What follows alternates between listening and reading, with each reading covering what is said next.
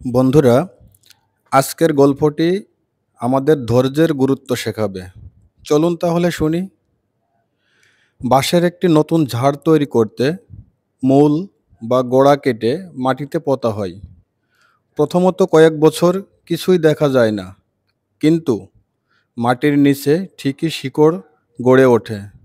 তারপর দেখা যায় কয়েক মাসের মধ্যেই এক একটা বাঁশ হঠাৎ করে ৫০ থেকে ৬০ ফিট লম্বা হয়ে ওঠে। তাহলে এটা থেকে আমরা কি শিখতে পারি? এটা থেকে আমরা শিখতে পারলাম ধৈর্য ধরে পরিশ্রম করলে আপনার উন্নতিও একদিন বাঁশঝাড়ের মতো সবাইকে অবাক করে দেবে। তাই বন্ধুরা, যদি আমার এই গল্পটি আপনাদের কাছে ভালো লাগে, অবশ্যই অন্যকে শেয়ার করতে ভুলবেন না। আর আপনারা আমার এখান থেকে নতুন নতুন গল্প পেতে আমাকে ফলো করবেন। আপনাদের উৎসাহই আমাকে আপনাদের কাছে নতুন গল্প উপহার দিতে সাহায্য করবে। ধন্যবাদ বন্ধুরা।